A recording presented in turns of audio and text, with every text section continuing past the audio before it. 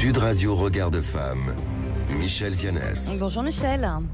Bonjour Laurence. Et cet été, comme à chaque fois, vous nous proposez une série estivale d'hommage au féminin. Alors ce matin, vous allez nous parler de Jeanne Barré, la première femme déguisée en homme qui a accompli au XVIIIe siècle le tour du monde. Et là encore, un exploit un peu oublié des radars, d'où l'objet de cette chronique. Alors qui est-elle, cette femme, Jeanne Barré ? Tout à fait.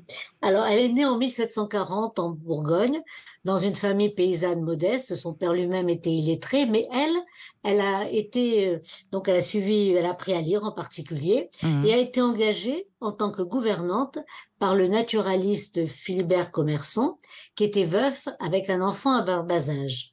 Et très vite, elle va l'aider dans ses travaux de botaniste.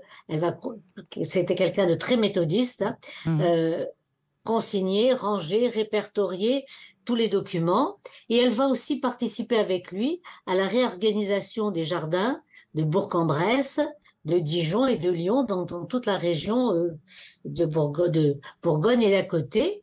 Et Philibert Commerson est invité à rejoindre l'expédition de Bougainvilliers, donc un tour du monde de botaniste, et en 1767. Mais vous savez qu'à cette époque, les femmes étaient interdites sur les navires de la marine royale. Et c'est là qu'elle a eu l'idée de se déguiser en homme. Faut le faire quand même.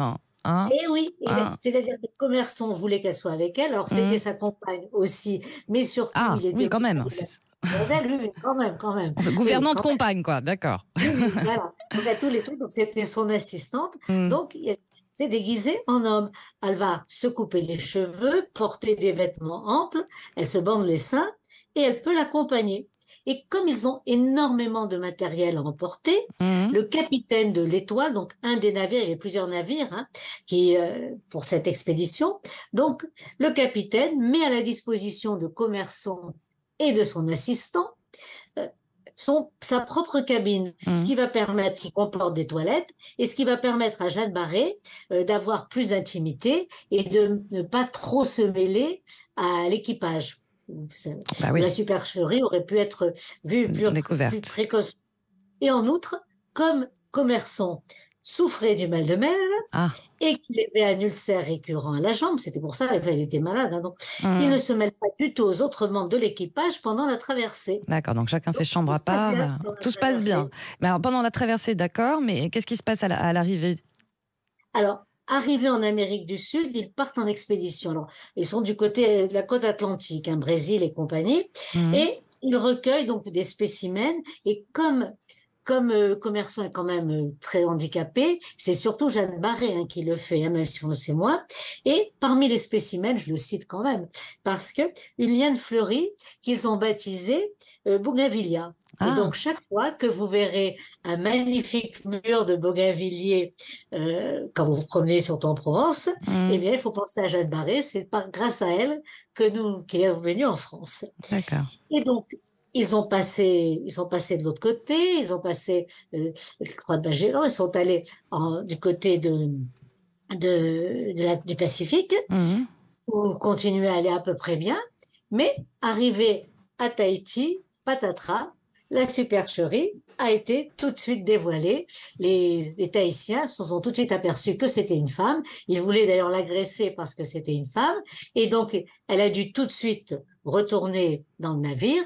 Et là, il a fallu, Bougainvillier l'a appris, qui était dans un autre bateau.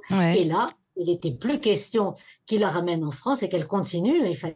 C'était trop, elle risquait, c'était absolument interdit. C'était trop dangereux, oui.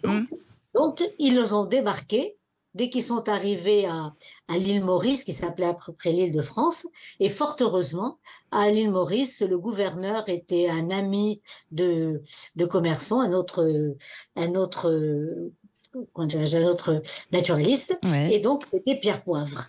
Et donc, qu'est-ce qui se passe ? Commerson, alors ils continuent leur recherche, ils vont à Madagascar, etc. Mais Commerson meurt.